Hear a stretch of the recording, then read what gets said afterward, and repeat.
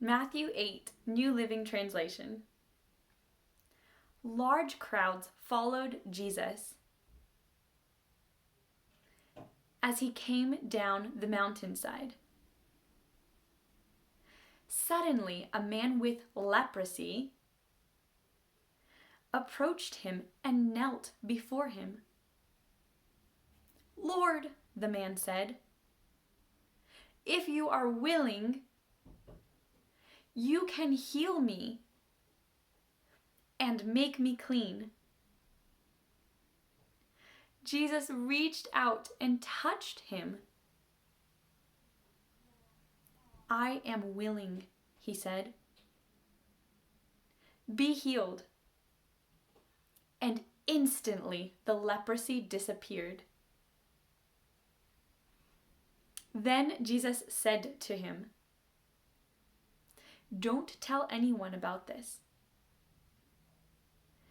Instead, go to the priest and let him examine you. Take along the offering required in the law of Moses for those who have been healed of leprosy.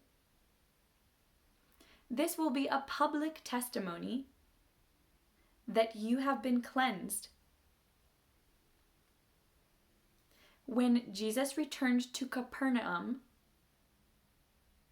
a Roman officer came and pleaded with him, "Lord, my young servant lies in bed, paralyzed and in terrible pain." Jesus said, "I will come and heal him." But the officer said, "Lord, I am not worthy to have you come into my home. Just say the word from where you are, and my servant will be healed. I know this because I am under the authority of my superior officers, and I have authority over my soldiers. I only need to say, 'Go,' and they go. Or 'Come,' and they come. And if I say to my slaves, 'Do this,' they do it." When Jesus heard this, he was amazed. Turning to those who were following him, he said, "I tell you the truth. I haven't seen faith like this in all Israel. And I tell you this, that many Gentiles will come from all over the world, from east and from west, and sit down with Abraham, Isaac, and Jacob at the feast in the kingdom of heaven. But many Israelites, those for whom the kingdom was prepared, will be thrown into outer darkness, where there will be weeping and gnashing of teeth." Then Jesus said to the Roman officer, "Go back home. Because you believed, it has happened."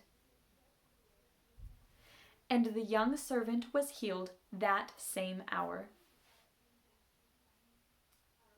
When Jesus arrived at Peter's house, Peter's mother-in-law was sick in bed with a high fever.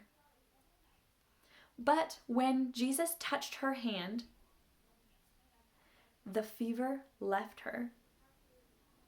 Then she got up and prepared a meal for him. That evening, many demon-possessed people were brought to Jesus. He cast out the evil spirits with a simple command, and he healed all the sick. This fulfilled the word of the Lord through the prophet Isaiah, who said, "He took our sicknesses and removed our diseases." When Jesus saw the crowd around him, he instructed his disciples to cross to the other side of the lake. Then one of the teachers of religious law said to him, "Teacher, I will follow you wherever you go." But Jesus replied, "Foxes have dens to live in. Birds have nests. But the Son of Man has no place even to lay his head." Another of his disciples said, "Lord, first let me return home and bury my father." But Jesus told him, "Follow me now. Let the spiritually dead bury their own dead." Then Jesus got into the boat and started across the lake with his disciples. Suddenly, a fierce storm struck the lake, with waves breaking into the boat. But Jesus was sleeping. The disciples went and woke him up, shouting, "Lord, save us! We're going to drown!" Jesus responded, "Why are you afraid? You have so little faith." Then he got up and rebuked the wind and waves, and suddenly there was a great calm. The disciples were amazed. "Who is this man?" they asked. "Even the winds and waves obey him." Then Jesus arrived on the other side of the lake, in the region of the Gadarenes.